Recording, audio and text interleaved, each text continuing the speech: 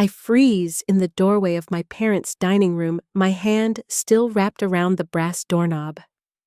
For a moment, the air feels too heavy to breathe. The sight before me looks staged, like a glossy magazine spread designed for a feature on family triumph. Lindsay stands near the mahogany table, her posture elegant, her blouse pressed to perfection, her smile rehearsed.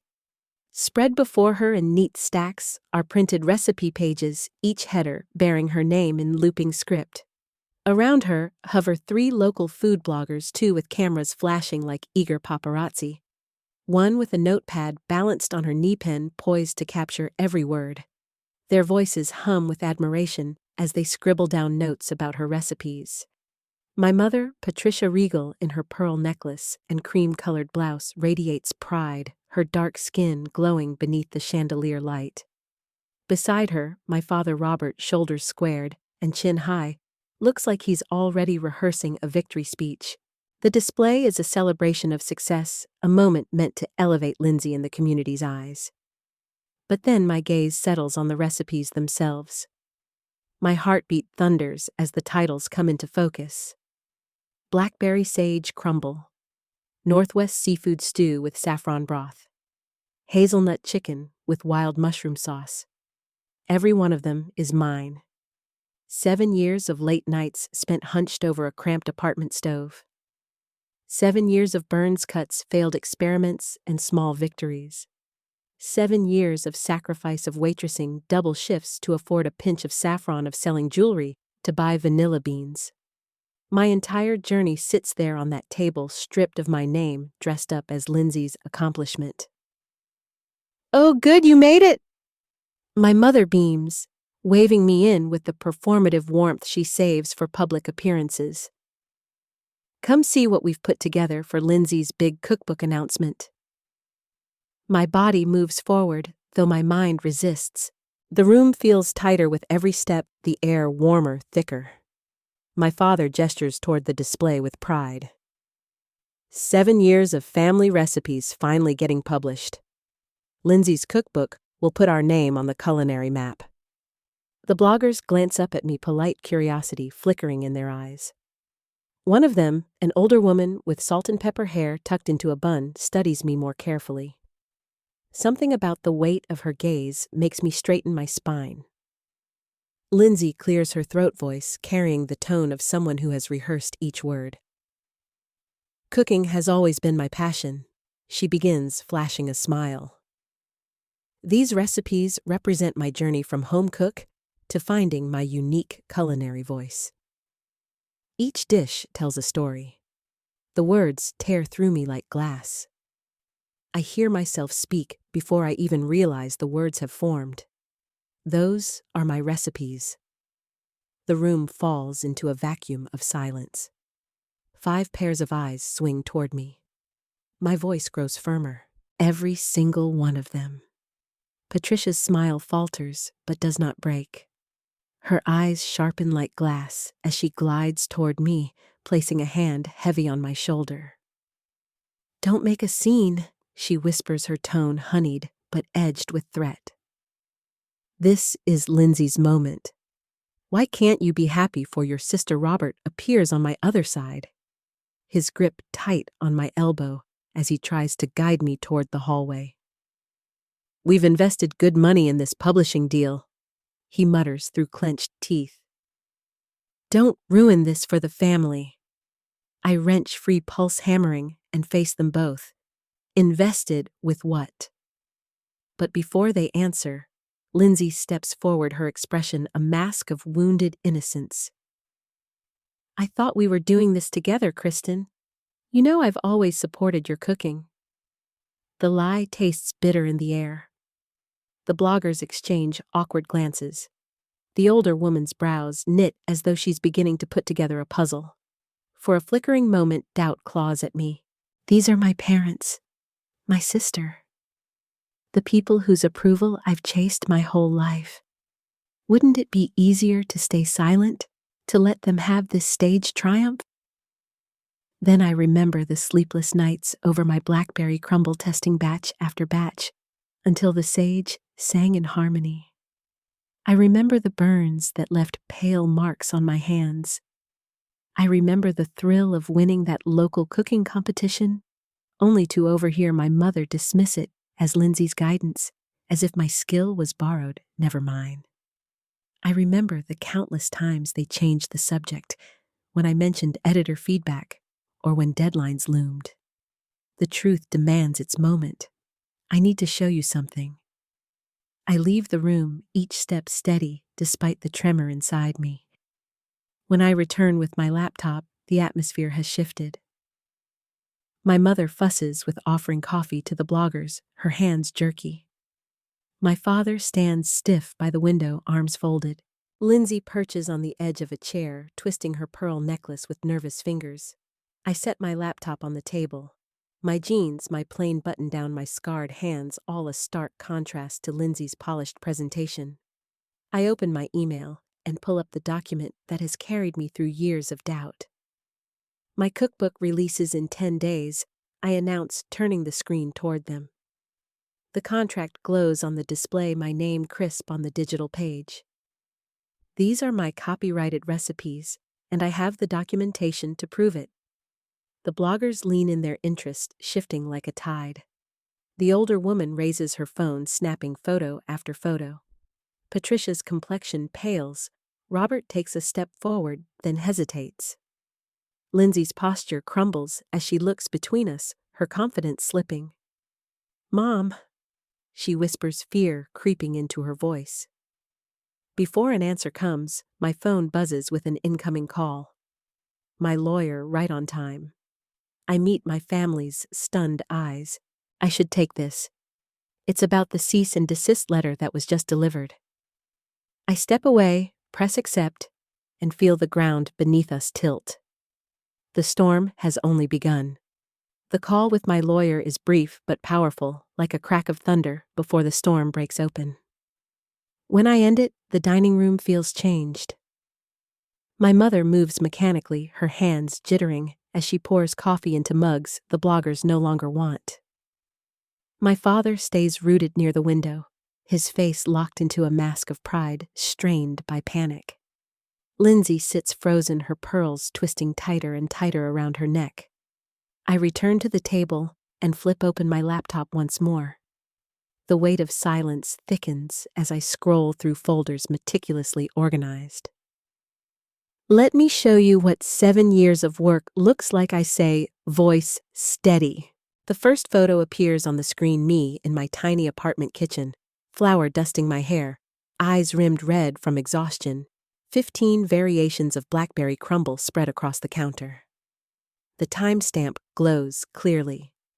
One by one, I scroll through hundreds of images, each annotated, each carrying the story of persistence. I have over 3,000 development photos, I explain. Every test, every failure, every breakthrough. The bloggers lean closer. The woman with the salt and pepper hair, her press badge reading Diane snaps photo after photo. I shift to another folder, pulling up emails with Westbrook Publishing. Here's my correspondence with my editor. Contracts signed, deadlines, met, timelines established. Patricia lunges forward, her hand snapping toward my laptop. This is just a misunderstanding, she insists, her voice sugary, but her eyes wild. We can handle this privately as a family. Robert squares his shoulders and puffs out his chest. Bloggers, I think you should leave, he announces. This is a private family matter. But Diane does not budge. She tilts her chin, her gaze fixed on me. Actually, I'd like to hear more, she says. The truth deserves to be heard. Gratitude blooms in my chest as I continue pulling up copyright filings, video diary entries, and a financial spreadsheet meticulously tracking the costs of recipe development.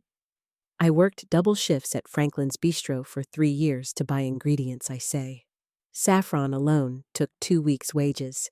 I lived on instant noodles to afford Madagascar vanilla beans. Next, I click into Lindsay's credit card statements, her indulgent shopping trips at Williams-Sonoma, her Instagram posts with food she never cooked. The contrast is devastating. Lindsay's face crumples. I can't do this anymore? Mom? She blurts, tears spilling. We shouldn't have taken her recipes. Patricia's manicured hand tightens around Lindsay's arm. Be quiet, she hisses, her mask slipping. But Lindsay pushes on. I tried to cook like Kristen. I really did. But I can't. I never could. Her voice shakes, then drops to a whisper of confession. I only went along because you and Dad insisted. You said she was wasting her talent. You said someone needed to do something with the recipes. Patricia snaps her name like a whip. Lindsay. But the words hang in the air, undeniable. I take a breath, feeling the years of suppression fracture beneath me. Behind the scenes, I repeat when Patricia claims I was never meant to be the face of these creations. You mean doing the actual work? Robert clears his throat, his voice low but cutting. Your college fund financed this deal. It was an investment in the family name. The revelation slams into me. The money Grandma left for my education, neither of them denies it. The bloggers are scribbling furiously now, their expressions sharp with judgment. Diane sets her pen down, her voice cutting through the chaos. I've followed Kristen's blog for years. I recognize these recipes. That seafood stew won the Cascadia competition last spring. My phone buzzes relentlessly. Notifications pour in, texts from students, messages of pride, questions about pre-orders. A lifeline, proof that my work lives beyond this room. Then the front door opens and a balding man in a suit steps inside. Patricia rushes to greet him. Howard, thank God. We need to stop this cookbook situation immediately. But the lawyer pauses, adjusting his glasses as his eyes flicker to my laptop.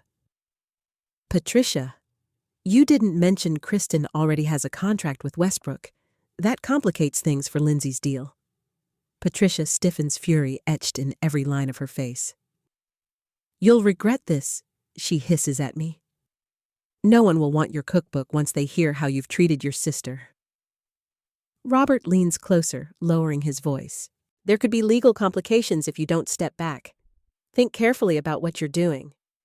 Lindsay begins sobbing again, mascara streaking. This will ruin my reputation. Everyone thinks I'm publishing a cookbook. As if summoned, Patricia's phone rings. Her face pales as she listens. Yes, Mr. Branson, I understand. No, we weren't aware. A cease and desist. She hangs up, glaring at me with venom. The vanity press is threatening to sue us for breach of contract. The room spins with tension. Cameras click as the bloggers document everything. The youngest one mouths a silent thank you in my direction. With a sudden clarity, I open my cloud drive and begin revoking access, one name at a time. Patricia, Robert, Lindsay. Each click feels like a release. From now on, I announce none of my recipes leave my hands without a contract. I close the laptop with deliberate calm, though my body shakes with adrenaline. This isn't just about food. It's about the years I spent invisible, reduced to labor, stripped of credit. As I head toward the door, Diane raises her camera again. The shutter clicks, capturing the moment my silence finally ended. 2 days later, my apartment smells of saffron and broth. The seafood stew bubbles gently on the stove, rich with memory. My phone blinks with voicemails from relatives parroting Patricia's version of events. My aunt insists family recipes belong to everyone. I delete her message, the weight of betrayal pressing harder with each second. On Instagram, Lindsay posts a photo of her hands sprinkling herbs over my hazelnut chicken. The comments gush. My wooden spoon snaps in half. But when my publisher calls concern laced with steel in her voice, I know I'm not alone. Margaret has my back. She dismisses my parents' lies about instability. She believes me, as do my students, my readers, my supporters. The stew tastes of salt and memory of my grandmother's patient teaching on the Oregon coast. She always asked, "What does this dish say to you, Kristen?" Tonight it answers me and no one else. I ladle it into containers, labeling each carefully. This is my history, my truth, my fight, and I will not surrender it again. The knock at my apartment door is tentative 3 soft raps that don't belong to Patricia's imperious rhythm or Robert's commanding pound. When I open it, Lindsay stands there. Her eyes are rimmed red, her hair pulled back in a messy ponytail. Her jeans and plain sweater stripped of the careful polish she usually presents. She looks smaller, as if without our parents standing behind her, the performance has collapsed. "Can I come in?" she asks. I step aside. She enters hesitantly, her gaze darting around my small kitchen, taking in the knife rack, the copper pots, the battered mixer I bought secondhand. For a moment, I wonder if she's ever really looked at this space, the arena where I bled, sweated, and created. "It smells amazing," she murmurs, touching the corner of my recipe notebook with her fingertips. I'm testing my recipes. I emphasize the word my. She flinches, but doesn't argue. Progress, I suppose. She sits on a bar stool, hands folding and unfolding the edge of a towel. "Mom's been making calls," she admits. "She's telling people you're jealous, unstable." I noticed, I say, dryly pulling roasted hazelnuts from the oven. The aroma fills the room, warm and nutty, grounding me. "Dad called your publisher," Lindsay continues. "They're desperate. The vanity press is threatening to sue for breach of contract." "Let them," I answer, chopping the hazelnuts in steady rhythm. "Their contract was with you, not me." Lindsay's shoulders slump. "I never even wanted this." Her voice cracks. "I've always known I can't cook like you. Mom said you'd waste your talent. She said someone had to carry the family name." The knife pauses mid-chop. "That wasn't your choice to make? Or hers?" Tears brim in her eyes. "I can't even make half these recipes. I just know how to style them for photos." The words hang between us. For the first time, my sister admits the truth. Before I can answer, a firm knock rattles the door. "This one is purposeful." Margaret enters, hair swept into a bun, proofs tucked under her arm. She halts when she sees Lindsay. "Am I interrupting?" "We were just talking," I reply. "Lindsay, this is Margaret, my editor." Lindsay straightens awkwardly, then rises as if to leave. "I should go." "Stay," I hear myself say. "You should hear this." Margaret spreads the proofs across my counter, careful not to disturb the cooling hazelnuts. "We've added 16 pages for personal stories," she explains. "Your connection to these recipes is what makes the book powerful. Authentic, unmistakable." Her finger taps a page showing my handwritten notes printed beside a recipe. Lindsay stares at it, her face unreadable. My phone buzzes. A text from Chef Thomas: "Reserve the restaurant for your book launch. Next Tuesday. Full guest list." Margaret smiles. "Good news, Chef Thomas is hosting my launch." Lindsay's head jerks up. "Thomas Keller from Laurel." I nod.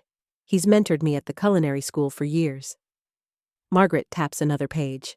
The blogger Diane, her preliminary article has already gone viral. People are talking about the cookbook that matters and the one nobody needed. Lindsay flinches, her mask cracking further. My phone rings again, a Portland number I don't recognize. Kristen Asher. "This is Northwest Cuisine Magazine. We'd like to feature you next month. Your approach to regional ingredients is brilliant." I schedule the interview as Lindsay watches silent. When I hang up, she murmurs, "The vanity publisher dropped us this morning. Said something about copyright risk." I study her. "What did you ever want, Lindsay? Besides what Mom told you to want?" Her eyes widen. "Photography, food styling. But Mom said that wasn't prestigious enough unless I was the chef too." For once, I don't see my rival or my betrayer. I see another victim of Patricia's relentless ambition. Margaret packs her things, her gaze sharp with thought. "Kristen, we'll need your author bio by tomorrow." After she leaves, silence lingers. I return to chopping hazelnuts, the rhythm steadying me. I'm rewriting my bio, I say at last. No mention of the Asher family legacy. Just me. Lindsay nods, looking both relieved and lost. Later, after she leaves, I pull out apples and bourbon for my grandmother's pie. As I roll the dough, her memory washes over me, her voice guiding me, her patience anchoring me. For years, my mother tried to erase her presence to rewrite the family story. But Grandma's legacy beats strong in me. The pie goes into the oven, its scent filling the apartment. I open my laptop and begin compiling a press kit screenshots of Lindsay's posts, statements from my students' photographs of my journey. Every piece of evidence that tells the truth. By midnight, I have a comprehensive record, a wall against the lies. The next morning, Margaret brings a package to my door. This was sent to the publisher 3 years ago with instructions to give it to you when your cookbook was ready. I open the envelope, my hands trembling. Inside are dozens of yellowed recipe cards, my grandmother's handwriting curling across the pages. On top, a note for Kristen, who truly understands these recipes. Tears blur my vision as I spread the cards across the counter. Some date back 3 generations, every one of them living proof that the family heritage runs through me, not the facade my parents constructed. The final card reads, Bourbon apple pie with rosemary crust. Created by Eleanor Asher. Perfected by Kristen Asher. I add it to my manuscript as the final page, the story coming full circle. That evening, Chef Thomas's restaurant hums with energy as his staff prepares for my preview dinner. Food critics will arrive in an hour. Margaret helps arrange proofs beside plated samples, her expression glowing with pride. Your grandmother would be proud, Thomas says, clapping my shoulder. Before I can answer, my phone rings. Diane's voice is sharp with urgency. Your mother arranged another event. Tomorrow. Hartley's Bookshop. She's calling it Family Table, the Asher Legacy of Northwestern Cuisine. I close my eyes, steadying myself. They actually think they can still pull this off. Diane laughs bitterly. A journalist tested one of their recipes. A disaster. Lindsay couldn't even explain her own instructions. It's crumbling. But my family isn't done yet. I can feel it. They will push until there is nothing left to push against. And I will have to be stronger than I've ever been. The night of my book launch arrives like the rising tide, inevitable, powerful, impossible to stop. Chef Thomas's restaurant glows with soft light, every table set, every plate polished. Copies of my cookbook line a display by the entrance, my name embossed on the cover, above a photograph of my grandmother's weathered recipe cards. It feels like a dream, and yet my pulse reminds me it is real here, and mine.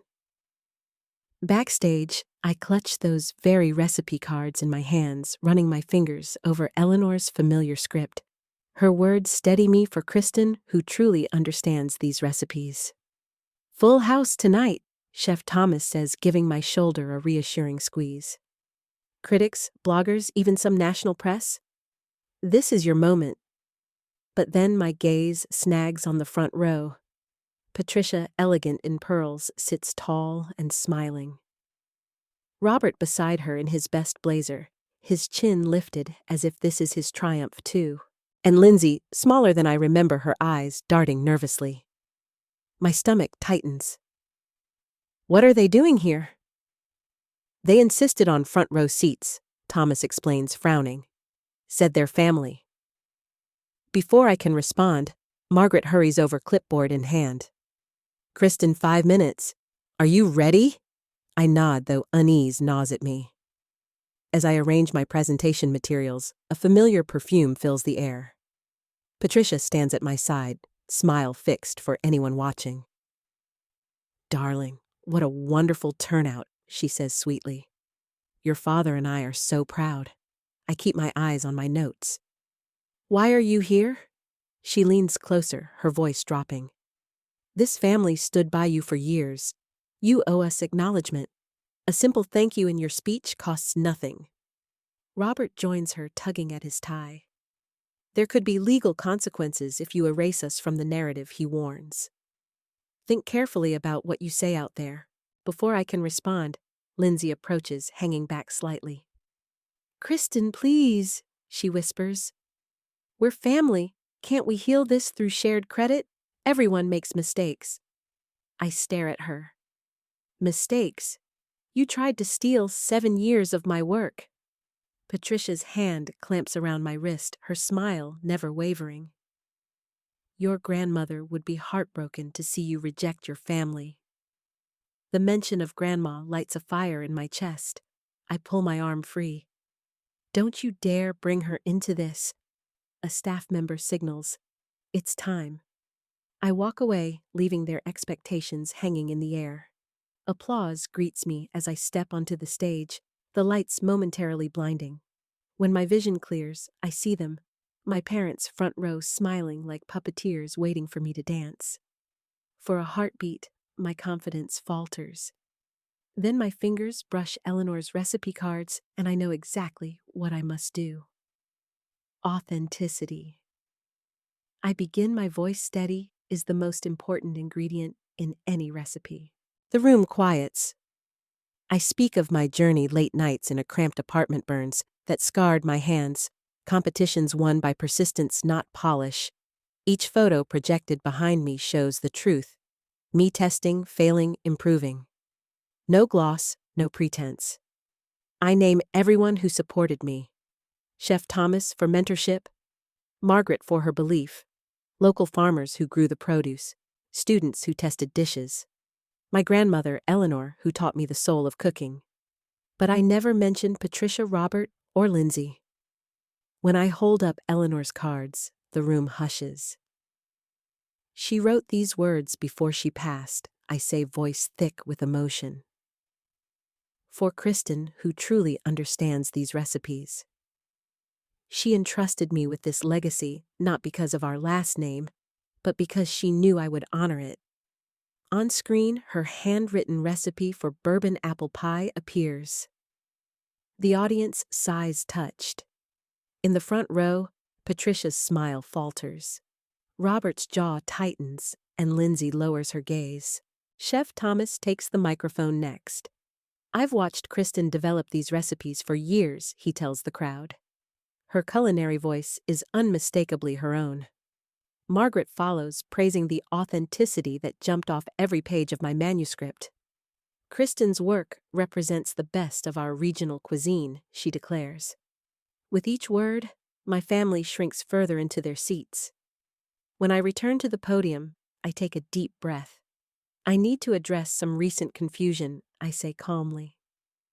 These recipes were never a family project. They represent my burns, my late nights, my sacrifices. They are mine. Murmurs ripple through the audience. Some glance toward Patricia and Robert, and in the spirit of honoring true legacy, I continue holding up Eleanor's cards. I am proud to announce the Eleanor Marsh Culinary Scholarship for Struggling Chefs. Because true family supports your journey, not just your success. Applause explodes, rising to a standing ovation. Patricia's rigid smile shatters. Robert tugs her arm, and together they flee the room, faces stiff with humiliation. Only Lindsay remains, tears streaming silently as she joins the applause. For hours afterward, I sign copies of my book, Speak to Critics, and feel waves of genuine support. When the last guest leaves, I notice Lindsay lingering with a copy clutched to her chest. I didn't deserve this, she whispers, but I bought one anyway. I cap my pen. Is there a way to fix what we broke? She swallows, eyes shining. That depends on what I'm willing to admit, doesn't it? I study her face for once, stripped of pretense. Yes. Months pass. My new test kitchen gleams with light walls lined with framed reviews. The New York Times calls me a refreshing voice of culinary authenticity.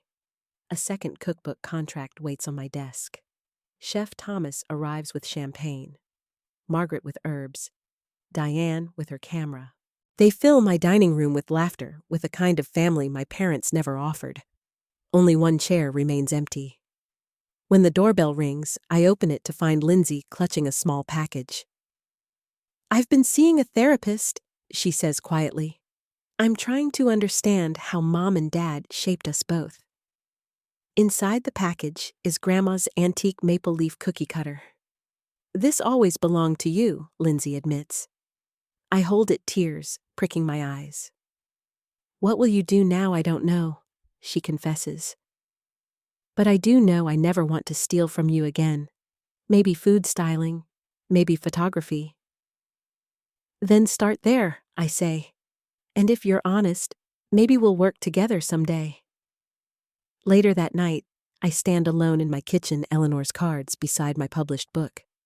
My reflection in the window shows me not hunched or timid, but strong, steady whole.